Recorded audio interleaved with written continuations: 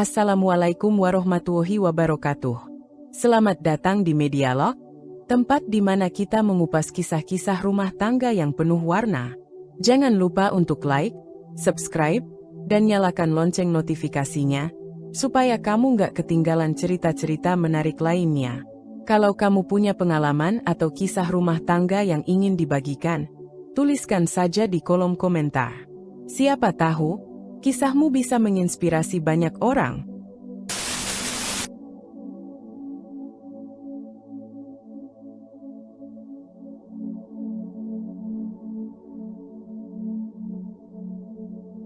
Nadia menatap wajahnya di cermin kamar, matanya sembab setelah menangis sepanjang malam. Gaun tidurnya lusuh karena terlalu sering tergesek oleh tubuhnya yang gelisah di ranjang. Baru beberapa bulan menikah dengan Doni, tetapi rasanya seperti bertahun-tahun menjalani hukuman tanpa akhir. Sejak hari pertama ia melangkahkan kaki ke rumah ini, ia sudah tahu dirinya tidak diterima. Bu Sari, ibu mertuanya, tak pernah menyembunyikan ketidaksukaannya. Perempuan miskin tak tahu diri, ujar wanita itu dengan sinis ketika Nadia menyajikan teh pagi di meja makan. Jangan kira menikah dengan anak saya membuatmu pantas berada di sini. Doni hanya diam, membiarkan ibunya melontarkan kata-kata yang menyesakkan dada Nadia. Harapannya bahwa suaminya akan membelanya perlahan pudar seiring waktu. Awalnya, Doni masih berusaha menenangkan keadaan, tapi lama-kelamaan, ia justru ikut terpengaruh. Kamu ini memang terlalu banyak drama, Nat. Ibu cuma bilang yang sebenarnya, katanya setiap kali Nadia mencoba mengadu.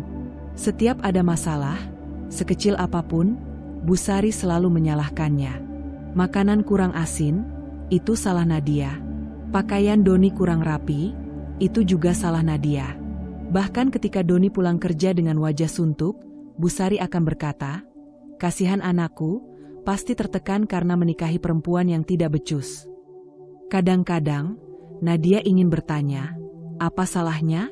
Apakah mencintai Doni adalah dosa? Apakah latar belakangnya yang sederhana adalah kutukan? Tetapi pertanyaan-pertanyaan itu hanya mengendap di hatinya, tanpa jawaban. Malam itu, ia duduk di sudut kamar, mendekap lututnya. Angin dari jendela berembus pelan, tetapi tak bisa mendinginkan gejolak perasaan di dadanya. Apakah pernikahan memang seperti ini? Sebuah tempat di mana cinta perlahan-lahan ditindas oleh kehinaan? Sejak awal pernikahan, Doni adalah suami yang penuh cinta. Kata-kata manisnya membuat Nadia merasa bahwa bersama lelaki itu, ia akan menemukan kebahagiaan. Namun, waktu membuktikan betapa naifnya harapan itu. Kini, Doni bukan lagi pria yang sama. Tatapan lembutnya berubah menjadi dingin, sentuhannya semakin jarang, dan setiap percakapan di antara mereka hanyalah sekadar formalitas tanpa kehangatan.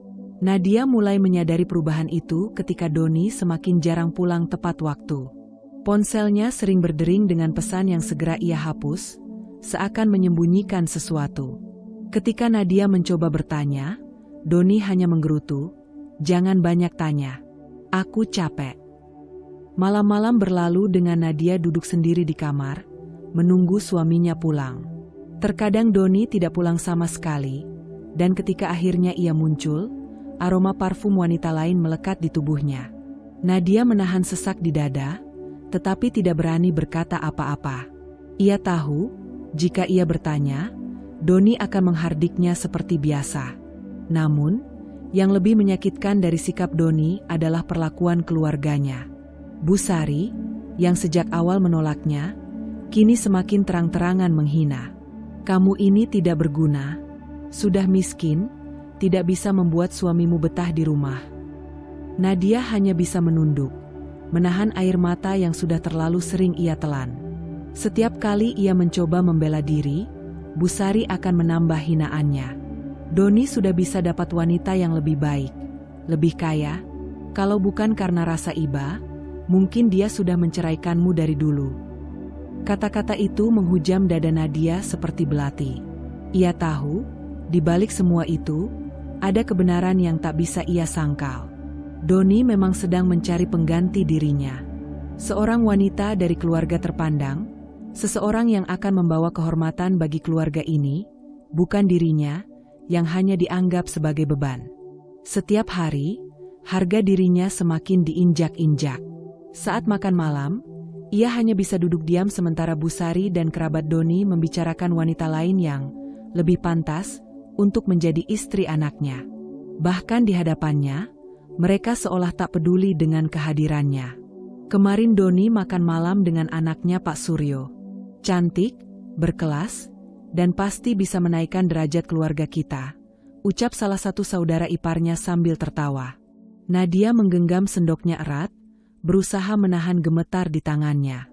Ia ingin berteriak, ingin bertanya kepada Doni apakah semua ini benar, tetapi bibirnya terasa terkunci. Ia tahu, tidak akan ada jawaban yang bisa membuatnya tenang. Malam itu, saat ia duduk sendirian di tepi ranjang, pikirannya dipenuhi pertanyaan yang tak henti-henti berputar. Sampai kapan ia harus bertahan? Sampai kapan ia harus menerima penghinaan ini? Namun, setiap kali ia berpikir untuk pergi, hatinya kembali menjeratnya dengan kenangan-kenangan indah bersama Doni.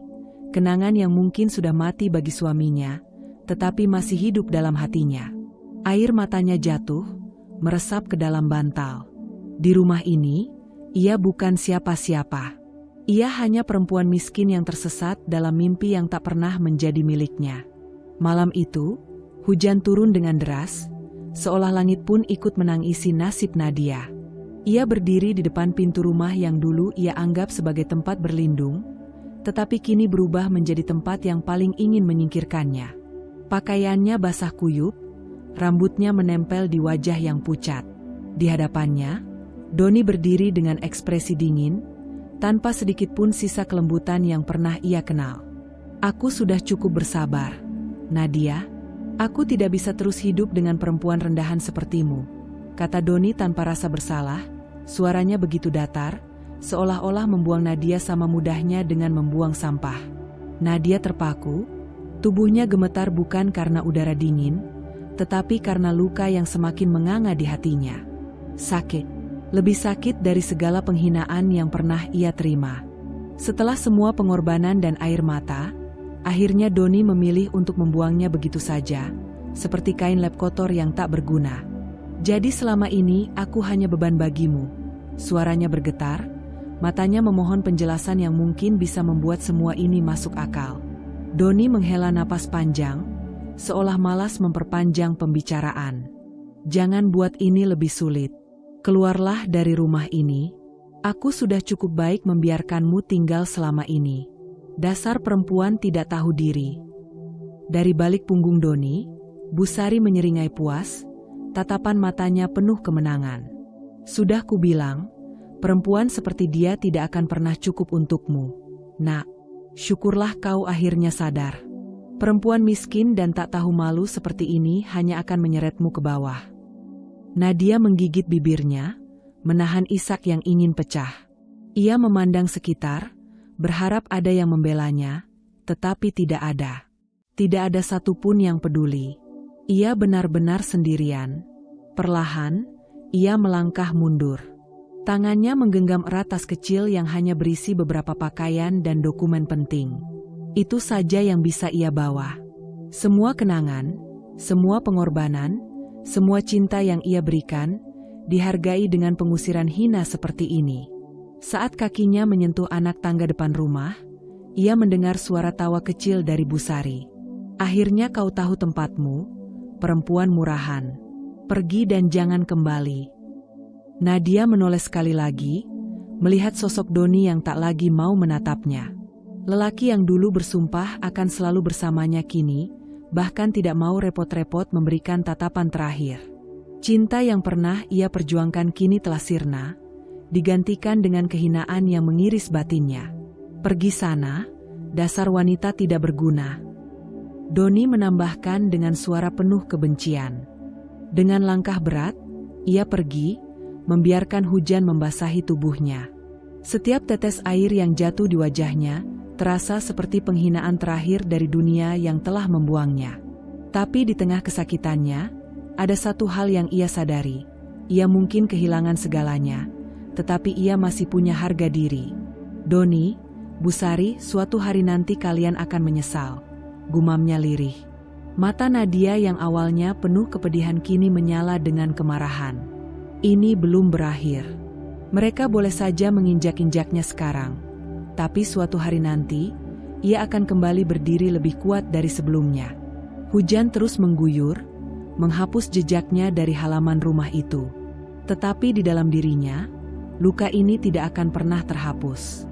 Luka ini akan menjadi pengingat. Malam itu, Nadia duduk di dalam kamar kos kecilnya yang sempit. Dindingnya lembab, catnya mulai mengelupas, dan hanya ada satu lampu redup yang menggantung di langit-langit.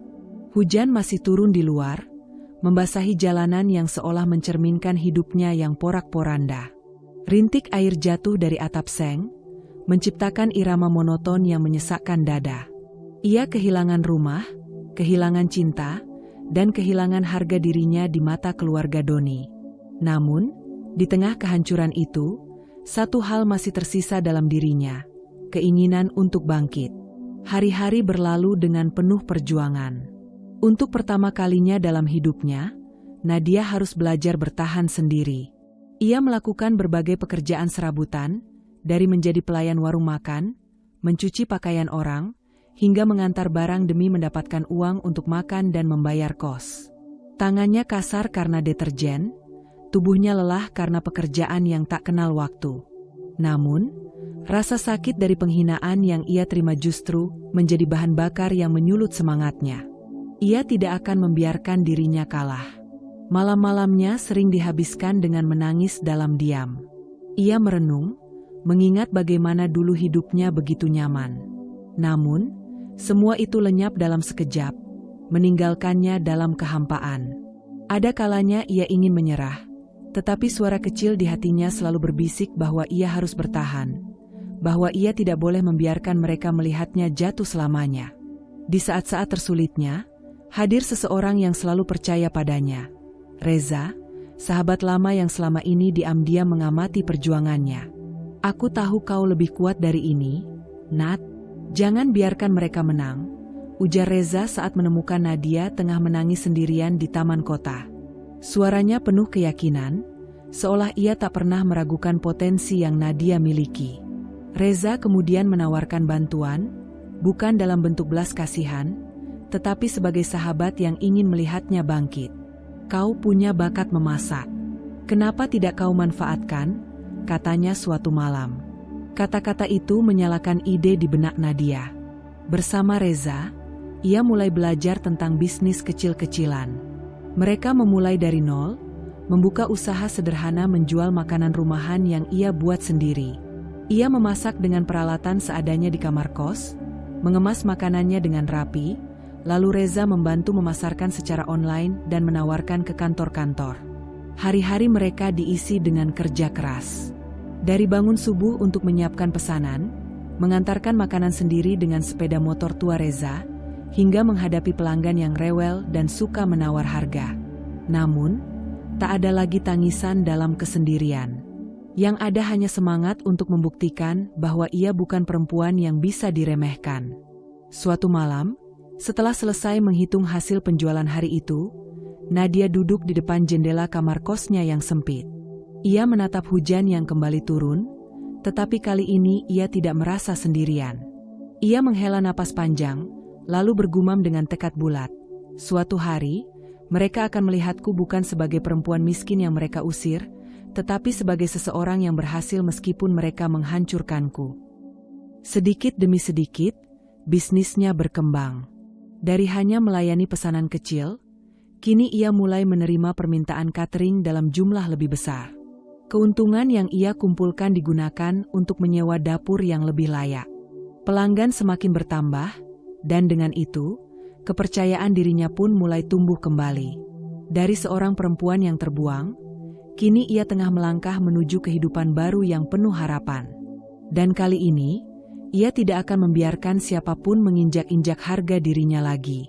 Pagi itu, matahari bersinar terang, menerangi gedung megah dengan nama besar yang terpampang di depannya, Nadia Co. Dari seorang perempuan yang diusir tanpa membawa apa-apa, kini Nadia telah menjadi sosok yang dihormati. Tahun demi tahun penuh kerja keras dan ketekunan akhirnya membuahkan hasil.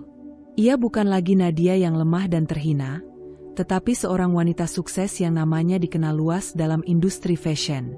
Duduk di ruang kantornya yang elegan, Nadia memandangi kota dari balik jendela besar.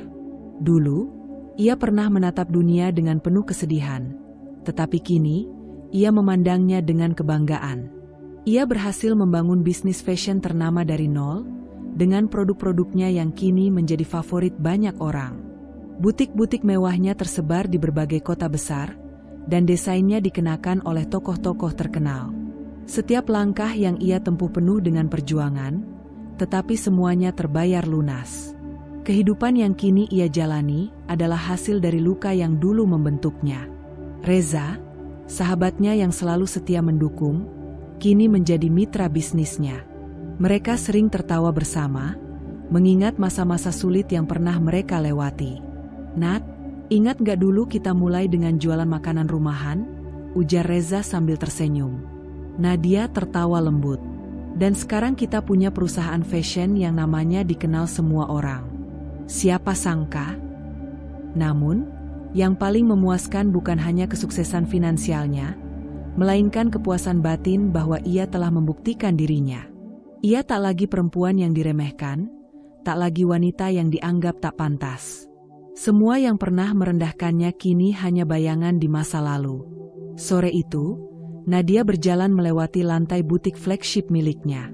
Para pegawai tersenyum hormat, pelanggan sibuk memilih koleksi terbaru, dan suasana penuh semangat menyelimuti tempat itu. Ini adalah kehidupannya sekarang. Kehidupan yang ia bangun sendiri dengan air mata dan kerja keras. Saat ia menatap pantulan dirinya di cermin besar butik, ia tersenyum bangga. Kini, ia adalah Nadia yang berbeda. Nadia yang kuat, mandiri, dan bahagia. Masa lalu mungkin pernah melukainya, tetapi ia tidak lagi hidup dalam bayangannya. Kini, ia hidup dalam cahaya kesuksesan dan kebahagiaan yang ia ciptakan sendiri. Suatu sore yang cerah, Nadia melangkah masuk ke sebuah restoran mewah di pusat kota. Ditemani oleh Reza dan beberapa kolega bisnisnya, ia hendak menikmati makan malam santai setelah seharian menghadiri pertemuan penting. Dengan balutan gaun elegan dari koleksi pribadinya, ia tampak anggun dan penuh percaya diri, jauh berbeda dari sosok yang dulu sering dihina dan direndahkan. Namun, suasana santai itu seketika berubah saat sebuah suara yang tak asing lagi menyelusup di telinganya. "Oh, lihat siapa yang ada di sini." Perempuan yang dulu miskin dan tak tahu diri, sekarang pura-pura jadi orang kaya. Suara Busari terdengar tajam, disertai tawa kecil penuh ejekan. Ia duduk tak jauh dari meja Nadia, ditemani beberapa ibu-ibu sosialita yang langsung menatap Nadia dengan ekspresi mengejek, seolah menikmati pertunjukan yang akan segera dimulai. Nadia menghela napas pelan, menegakkan bahu, dan menatap mantan mertuanya dengan tenang. Ia sudah terbiasa dengan sikap nyinyir Busari, tetapi tetap saja, menghadapi orang yang terus-terusan merendahkan dirinya bahkan setelah semua pencapaiannya, terasa begitu melelahkan. Namun, ia menolak untuk menunjukkan sedikitpun tanda bahwa kata-kata itu mengusiknya. "Wah, hebat juga ya, sekarang bisa makan di tempat begini," lanjut Busari dengan nada yang dipenuhi kepalsuan. "Tapi ya, tetap saja, setinggi apapun burung gereja terbang, dia tak akan jadi Raja Wali. Tidak peduli sekaya apapun kamu sekarang, kau tetap bukan siapa-siapa di keluarga kami." Beberapa orang di restoran mulai melirik ke arah mereka, menangkap drama yang sedang berlangsung. Namun, yang paling membuat Nadia tertarik bukanlah hinaan itu, melainkan senyum licik yang tersungging di bibir Busari, seakan menunggu momen untuk menjatuhkan pukulan terakhir. "Kau tahu, Doni akan menikah lagi bulan depan," katanya, menekankan setiap kata dengan nada puas. "Dan kali ini, dia mendapatkan wanita yang benar-benar pantas untuknya. Seorang putri dari keluarga kaya, berkelas, dan terhormat. Bukan seperti seseorang yang dulu cuma numpang hidup dan akhirnya dibuang." Beberapa ibu sosialita di meja Busari mulai terkikik geli, menikmati bagaimana mantan menantu mereka dipermalukan. Nadia masih tetap diam, tetapi hatinya bergejolak. Bukan karena Doni akan menikah lagi, hal itu sama sekali tak mengejutkan. Tapi lebih karena cara Busari dengan bangga merendahkannya, seolah ia tak lebih dari sampah yang pernah menyusahkan keluarga mereka. Tanpa menunggu reaksi, Busari mengeluarkan sesuatu dari tasnya dan menyerahkannya kepada Nadia dengan ekspresi puas. Ini undangan pernikahannya. Tapi sepertinya kamu tidak perlu datang. Ya? Akan sangat memalukan kalau mantan istri yang tak berguna malah muncul di pesta megah seperti itu. Nadia menerima undangan itu tanpa berkata apa-apa, hanya menatapnya sejenak sebelum tersenyum tipis. Senyum yang membuat Busari sedikit mengernyit, tidak memahami maknanya. Apakah Nadia tersinggung? Atau justru sesuatu yang lain? Namun, alih-alih membalas dengan kata-kata tajam, Nadia hanya meletakkan undangan itu di meja dengan elegan dan kembali menikmati makan malamnya seolah tak ada yang terjadi. Bagi Nadia, penghinaan dari Busari kini tak lebih dari suara berisik yang tak berarti. Ia telah melewati titik terendah dalam hidupnya, dan kini ia berada jauh di atas mereka. Biarkan mereka berpikir bahwa mereka masih bisa merendahkannya. Karena pada akhirnya, kemenangan terbesar bukanlah membalas dendam, tetapi menunjukkan bahwa ia baik-baik saja, tanpa mereka. Langit sore yang cerah menjadi saksi pesta pernikahan megah yang digelar di taman luas sebuah hotel bintang 5. Tenda-tenda putih berdiri megah, dihiasi bunga-bunga segar yang diimpor langsung dari luar negeri. Para tamu berpakaian glamor, menikmati alunan musik klasik yang dimainkan oleh orkestra terkenal. Semua mata tertuju pada pelaminan, di mana Doni dan calon istrinya, seorang wanita dari keluarga terpandang, tengah menerima ucapan selamat. Senyuman kepuasan terukir di wajah Busari, yang berdiri di dekat putranya dengan angkuh, merasa bahwa inilah pernikahan yang sesungguhnya pantas untuk Doni. Namun, suasana yang semula penuh kebahagiaan mendadak berubah ketika suara gemuruh terdengar dari kejauhan. Para tamu mulai saling berpandangan, mencoba mencari sumber suara itu. Dalam hitungan detik, sebuah helikopter mewah berwarna hitam mengkilap muncul di atas lokasi acara. Anggun berputar-putar sebelum perlahan mendarat di lapangan yang tak jauh dari tenda utama. Gaun-gaun para tamu berkibar tertiup angin kencang akibat baling-baling yang masih berputar, dan para tamu mulai berbisik dengan penuh penasaran. Siapa yang datang dengan cara spektakuler seperti ini? Saat pintu helikopter terbuka, suasana mendadak sunyi. Semua mata tertuju pada sosok yang melangkah turun dengan anggun. Nadia, wanita yang pernah mereka hina, kini tampil luar biasa. Ia mengenakan gaun panjang berwarna merah marun yang dirancang khusus oleh desainer ternama, dengan taburan kristal yang memantulkan cahaya, membuatnya tampak seperti seorang ratu yang baru turun dari istana. Rambutnya ditata sempurna, dan di pergelangan tangannya melingkar gelang berlian yang harganya mungkin lebih mahal dari seluruh dekorasi pernikahan ini. Wajah Doni seketika pucat. Ia menatap Nadia tanpa berkedip, seolah tak percaya bahwa wanita yang dulu ia campakan kini berdiri di hadapannya dalam kemewahan yang bahkan tak pernah ia bayangkan. Busari, yang biasanya penuh percaya diri, kini tampak tergagap. Matanya membelalak saat melihat mantan menantunya berubah begitu drastis. Para tamu mulai berbisik lebih kencang, beberapa bahkan tak bisa menyembunyikan keterkejutan mereka.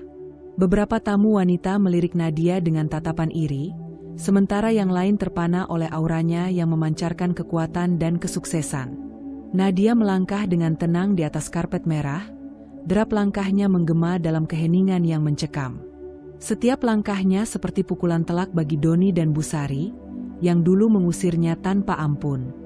Ia tak perlu mengucapkan sepatah kata pun, kehadirannya saja sudah cukup untuk memberi mereka tamparan terbesar dalam hidup mereka. Namun, dengan senyum tipis yang penuh arti, Nadia akhirnya membuka suara. "Oh, maaf, aku datang tanpa undangan. Tapi bagaimana bisa aku melewatkan hari spesial mantan suamiku?" katanya dengan nada santai, namun tajam seperti pisau.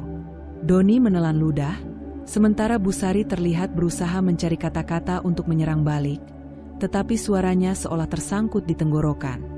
Selama ini, mereka mengira Nadia akan tetap menjadi wanita lemah yang terpuruk dalam penderitaan. Namun, hari ini, di hadapan ratusan tamu, mereka dihadapkan dengan kenyataan pahit. Nadia yang mereka remehkan kini telah jauh lebih tinggi dari mereka. Pernikahan yang seharusnya menjadi ajang kemenangan bagi Doni dan Busari, justru berubah menjadi panggung kejayaan bagi Nadia. Dan ia menikmatinya dengan setiap detik yang berlalu. Suasana di lokasi pernikahan Doni yang awalnya meriah kini terasa canggung dan tegang. Kedatangan Nadia dengan segala kemewahannya telah menciptakan atmosfer yang sulit diabaikan. Namun, jika ada yang paling terguncang, itu adalah Busari. Wajahnya merah padam, bukan karena bangga atas pernikahan putranya, melainkan karena amarah yang bergejolak dalam dirinya. Ia tidak bisa menerima kenyataan bahwa Nadia, perempuan yang dulu ia hina habis-habisan, kini berdiri di hadapannya dengan anggun dan berwibawa. Dengan ekspresi penuh kebencian, Busari melangkah maju dan berbicara dengan suara lantang, menarik perhatian para tamu. "Oh, jadi sekarang kau datang dengan penuh kesombongan, ya?" katanya sinis, matanya menatap Nadia dari ujung kepala hingga ujung kaki. "Aku tahu betul perempuan macam apa kau ini. Jangan-jangan semua kemewahan ini didapat dari menjadi wanita simpanan pria kaya." Gema bisikan mulai terdengar di antara tamu undangan. Beberapa orang tampak terkejut, beberapa lainnya mulai menatap Nadia dengan tatapan penuh tanya. Namun, sebelum Nadia sempat merespons, seseorang di antara kerumunan mendadak berseru dengan nada heran dan penuh kepercayaan diri. "Sebentar, Anda bilang dia siapa?" Semua mata kini tertuju pada seorang tamu pria parubaya yang tampak berwibawa. Ia melangkah mendekat, memandang Nadia dengan ekspresi penuh rasa hormat. "Bukankah Anda Nadia, pemilik brand fashion yang sedang viral saat ini? Perusahaan Nadia Co. yang baru saja masuk ke pasar internasional?" Tiba-tiba, suasana berubah total. Gasps dan bisikan kaget memenuhi ruangan. Beberapa tamu wanita yang sebelumnya menatap Nadia dengan sinis kini terperangah, menyadari bahwa mereka selama ini mengenakan pakaian hasil rancangan Nadia. Para pria yang awalnya tak peduli kini memandangnya dengan penuh rasa hormat. Busari terdiam, bibirnya bergetar, tidak percaya dengan apa yang baru saja ia dengar. Ia menoleh ke arah Doni, berharap mendapat dukungan, tetapi ekspresi putranya justru lebih buruk. Doni tampak seperti seseorang yang baru saja kehilangan segalanya. Matanya berkaca-kaca, bukan karena kebahagiaan, tetapi karena penyesalan yang begitu mendalam. Doni merasa seolah baru saja ditampar realitas. Ia menceraikan Nadia karena menganggapnya perempuan tak pantas, tak berharga, dan tak memiliki masa depan cerah. Namun, kini ia berdiri di hadapan seorang wanita yang jauh lebih sukses darinya. Seseorang yang bukan hanya bertahan setelah dihancurkan, tetapi juga bangkit dengan kejayaan yang tak terbantahkan. Dadanya terasa sesak, seolah sesuatu menekan kuat dari dalam. "Apa?" Doni akhirnya membuka mulutnya, tetapi suaranya nyaris tak terdengar. "Apa ini benar, Nadia?"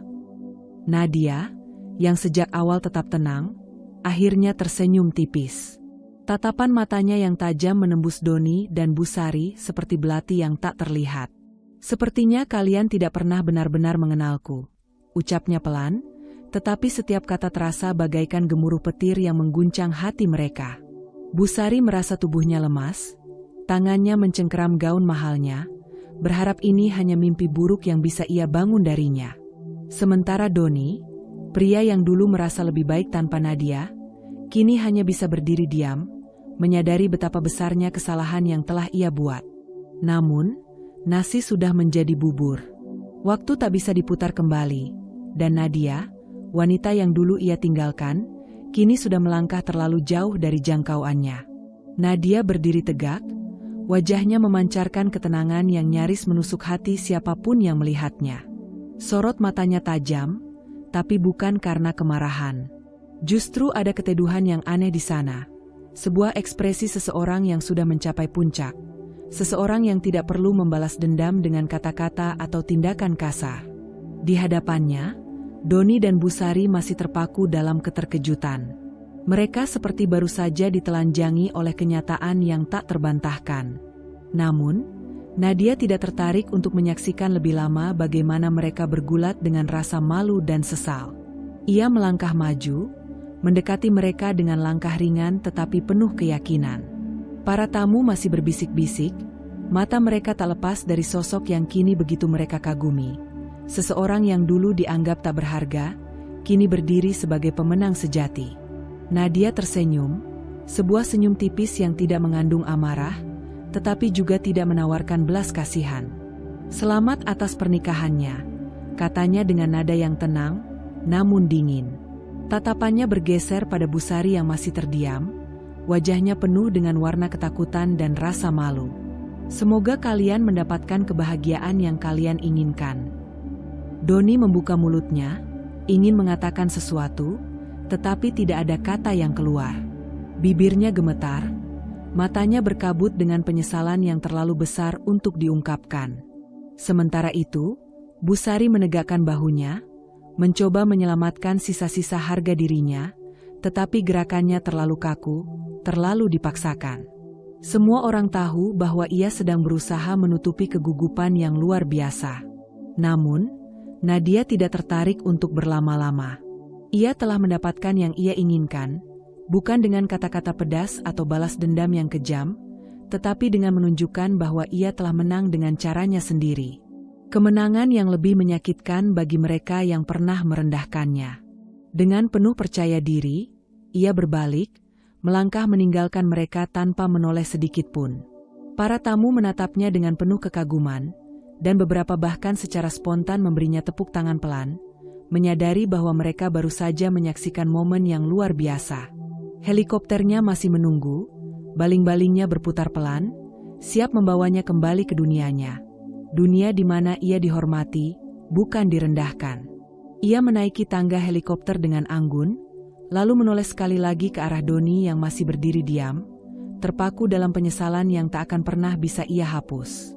Sebuah senyuman tipis kembali terukir di bibir Nadia, sebelum ia menghilang ke dalam kabin. Saat helikopter itu perlahan terangkat ke udara, meninggalkan lokasi pernikahan dengan anggun, semua yang hadir di sana tahu satu hal, Nadia tidak hanya sekadar kembali. Ia telah menutup bab lamanya dengan elegan, dan membuka bab baru dengan kejayaan yang tidak bisa diganggu-gugat oleh siapapun. Doni hanya bisa menatap ke langit, menyaksikan helikopter itu menjauh, membawa pergi satu-satunya wanita yang pernah benar-benar mencintainya. Tapi kini, semuanya sudah terlambat. Di tengah riuh rendah suara tamu yang masih membicarakan kepergian Nadia, Busari berdiri kaku di tempatnya. Matanya yang biasanya dipenuhi kebanggaan dan sikap angkuh, kini berkaca-kaca, menatap kosong ke langit tempat helikopter Nadia menghilang dari pandangan. Tangan gemetarnya mencengkeram kuat ujung selendang yang dikenakannya, seakan mencari pegangan dari sesuatu yang tidak bisa ia raih lagi. Tubuhnya terasa lemas, seakan semua kekuatan dan harga diri yang dulu ia junjung tinggi lenyap dalam sekejap. Doni masih berdiri di sampingnya, sama terpukulnya. Namun berbeda dari ibunya yang tetap dalam diam, Doni berusaha menyangkal perasaannya sendiri. Bibirnya menegang, kepalan tangannya menguat. Tapi tak peduli seberapa keras ia mencoba menyembunyikan kegelisahannya, wajahnya yang pucat dan matanya yang redup menunjukkan apa yang sebenarnya terjadi di hatinya, penyesalan yang amat dalam. Para tamu yang tadi begitu bersemangat menikmati pesta kini, mulai berbisik lebih pelan. Mereka melirik ke arah Busari dengan tatapan simpati, beberapa bahkan menahan tawa kecil di sudut ruangan. Tak ada yang berani mendekat atau menghibur, karena mereka tahu, ini adalah konsekuensi dari keangkuhan seorang wanita yang terlalu menilai manusia berdasarkan kekayaan dan status sosial. Busari akhirnya tak mampu menahan emosinya. Ia menutupi wajahnya dengan kedua tangan dan mulai menangis terisak. Air matanya jatuh, membasahi gaun mahal yang dikenakannya. Ia merasa seluruh dunia menertawakannya, dan yang lebih menyakitkan, ia sendiri sadar bahwa ia telah menanam benih kehancuran ini sejak lama. Sementara itu, jauh dari tempat pesta yang kini dipenuhi penyesalan, Nadia melanjutkan hidupnya dengan penuh kebahagiaan. Ia kembali ke kantornya yang megah, tempat di mana ia dihormati, tempat di mana namanya kini menjadi simbol keberhasilan seorang wanita yang berjuang dari nol. Di dalam ruangannya yang luas dan elegan, ia berdiri di depan jendela besar, menatap gedung-gedung tinggi di kejauhan dengan senyum penuh kebanggaan. Ia tidak lagi menoleh ke belakang, tidak lagi memikirkan mereka yang dulu merendahkannya. Baginya, kemenangan sejati bukanlah membalas dengan kata-kata atau dendam, melainkan membuktikan bahwa ia bisa berdiri jauh lebih tinggi dari yang pernah mereka bayangkan. Hari-hari berlalu, dan bisnis Nadia terus berkembang pesat. Ia dikelilingi oleh orang-orang yang benar-benar menghargai dan mendukungnya. Dalam setiap acara yang ia hadiri, dalam setiap artikel yang memuat kisah suksesnya, nama Nadia semakin bersinar. Dunia kini mengenalnya bukan sebagai wanita yang pernah dihina oleh mertuanya, tetapi sebagai sosok inspiratif yang mampu mengubah penderitaan menjadi kekuatan.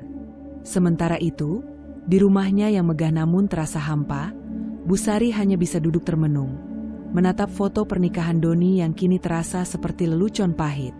Ia berpikir, seandainya dulu ia memperlakukan Nadia dengan lebih baik, mungkin semua ini tidak akan terjadi. Seandainya ia tidak terbutakan oleh kesombongan, mungkin hari ini ia masih bisa menyebut Nadia sebagai menantunya, bukan sebagai orang yang telah meninggalkannya dengan elegan. Tetapi penyesalan selalu datang terlambat, dan bagi Busari, yang tersisa kini hanyalah air mata yang tak akan bisa mengubah apapun.